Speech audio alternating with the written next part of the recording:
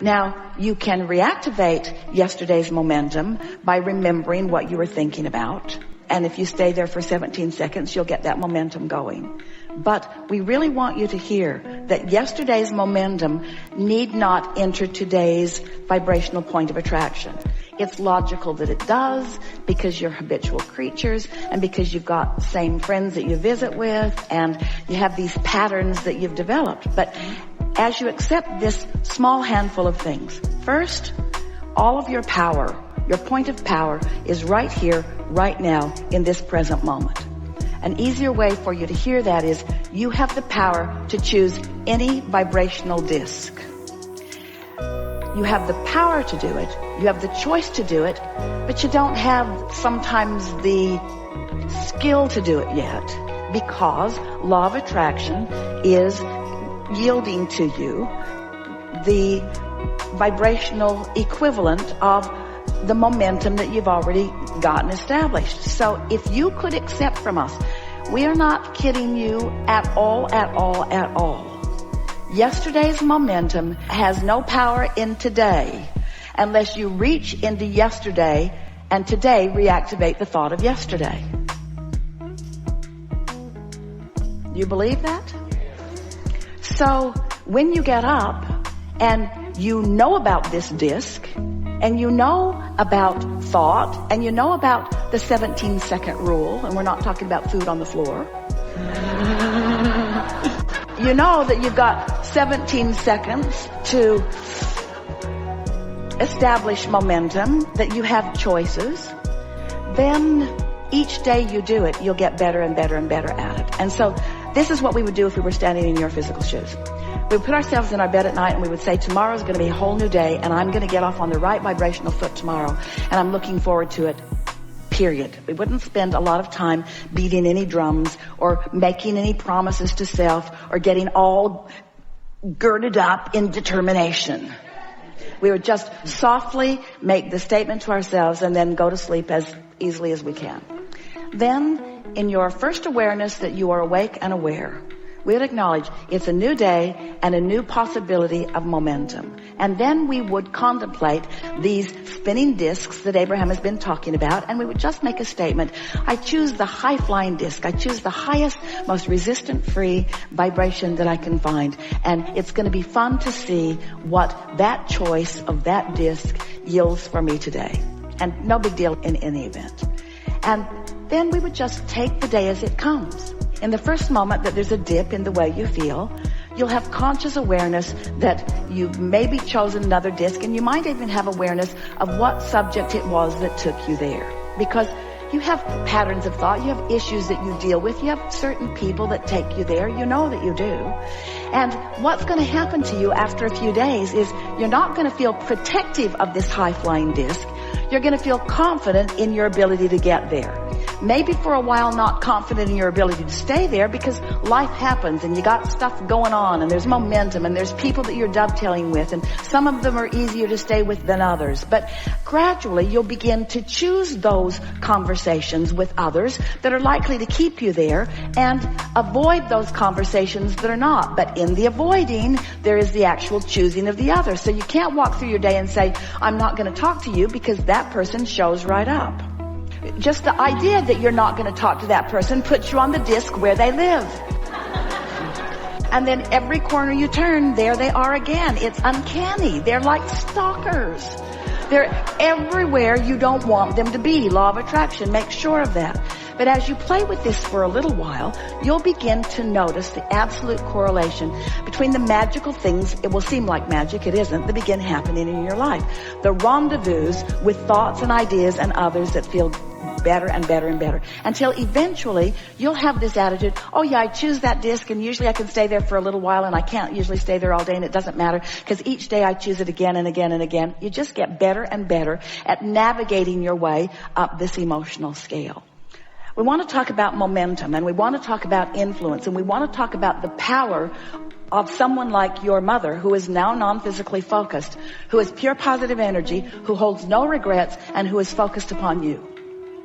So we want you to focus for a little bit on non-physical energy, whether you define it as your mother, or whether Esther defines it as Jerry, or whether you call it Abraham, or whether you call it what most people refer to this non-physical energy as God, although they sort of mess it up with all of the things that they think about that. But whatever label you want to give to this non-physical energy, feel the power of it, the momentum of it, the lack of resistance of it, and therefore the potential influence of it. And know that that energy knows everything that you put into the vortex, where it is in relationship to you, and is carving out constantly paths of least resistance in order for you to find your way exactly to all of the things that you want, with the most vivid detail that you have applied to your vortex. It is really a wonderful thing to experience.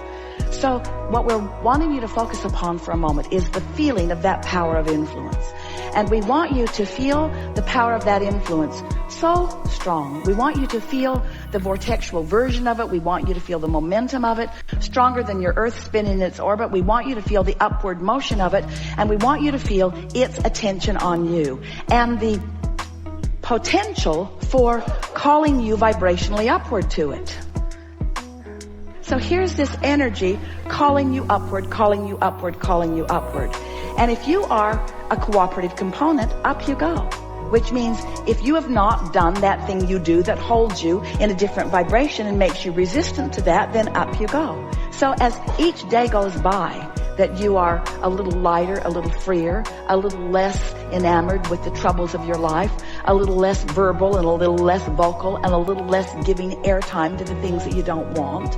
As you cease doing more and more that thing you've been doing that has been holding you in a vibrational frequency that has been making you resistant to this upward motion, you become more buoyant. It's like the cork floats right to the surface unless you hold it under the water. And as you play with this idea of finding better and better feeling thoughts, you become just more naturally buoyant. And then the better it gets, because in that lightheartedness that you felt, you described this feeling of immeasurable relief when your mother made her transition. That's what it feels like when you're not holding yourself in resistance to your natural energy and flow. So the first thing we would do is set the stage the night before, acknowledge in the morning, and then do our best to stay on that high-flying disc as best we could through the day. We've written book after book after book and filled them with process after process after process, all with the intention of helping you to release resistance. And all of them are effective. The better you get at understanding how these laws of the universe work, the more you can apply these processes. Recently, we've been saying to you, and we mean it with everything that we have, don't work too hard at trying to get back on the disc, because once you fall off, there's enough momentum that almost any struggle or effort that you offer will be counterproductive to you, because you get defensive. You try to justify. You try to explain to somebody who's not even asking, well, you see, why I'm not on the disc is because of that and that and that and that and that. The less airtime you give to the explanation of why you don't feel good, the less you'll hold yourself in that other momentum that is counter to what you want.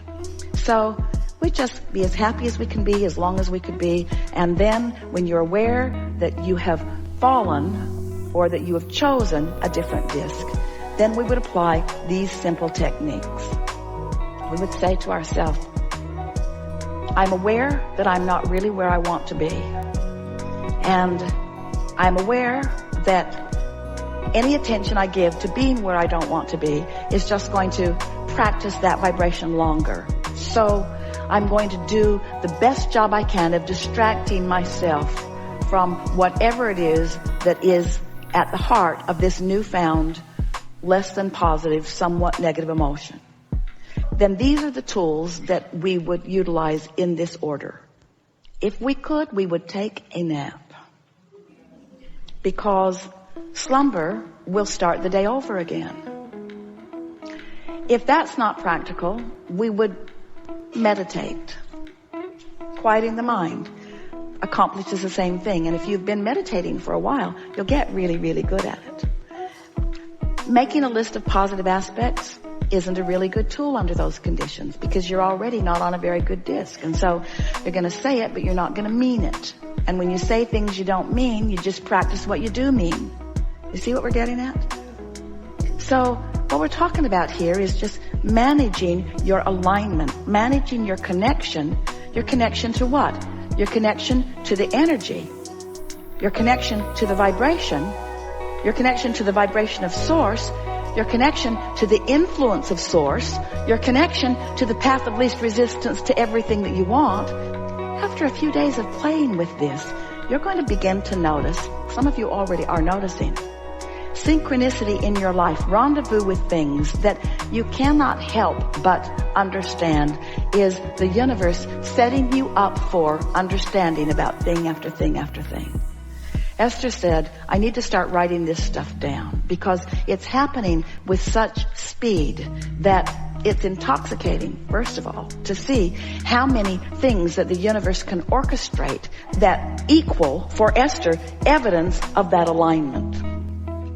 We wanted to say earlier in the conversation that what life is for all of you is this moment and how you feel, period. It's this moment and how you feel, period. We know that's sort of a boring thing to contemplate, but it is this moment and how you feel, period. That's what life is. It's always this moment and how you feel, period. And when you start at the beginning of the day caring about how you feel, noticing how you feel, and tending to how you feel, and then have awareness of how you feel, you're off and running in deliberate creation, the likes of which almost nobody that you ever know will be doing. In other words, just that little bit of conscious awareness at the beginning of the day. And then anything that you can do. We think it's a really good thing when you realize that you're not where you want to be, to just hold the image of falling out of an airplane and hearing Abraham saying, hang on, it'll be over in a little bit. And just don't sweat over it. Don't suffer over it. Don't struggle over it. And this is the thing that we can feel it with you. We can feel it with all of you. We feel it with Esther on a daily basis. You are efforting at the wrong times. When you effort from a lower flying disc, you only practice the momentum of the lower flying disc. The harder you try, the more you encourage the momentum. And it's because of this powerful universal law. The more general you are, the more you slow the momentum. The more specific you are, the more you speed the momentum. So, we'd plan the night before. We'd do our best that morning. We'd fly as high as we can. We'd crash and burn if we have to. We wouldn't sweat the small stuff, and it's all small stuff. And then we would acknowledge that this effort that I'm applying right now is counterproductive under these conditions. Or this attention that I am applying right now is productive under these conditions. And what's the condition? If it feels good, you want to be specific. If it doesn't feel good, you want to be general. That's really a good tool. It's really a good thing to understand. So somebody comes to you and they say, you know, I have an issue. It's someone at work. I have an issue about such and such. So as soon as they walk into your space, you feel yourself potentially slipping from that high-flying disc. So what would, given what we've just said to you, your best course of action be? To say to them, oh really? What is the problem? More specific. Or to say to them, I have to go to the bathroom.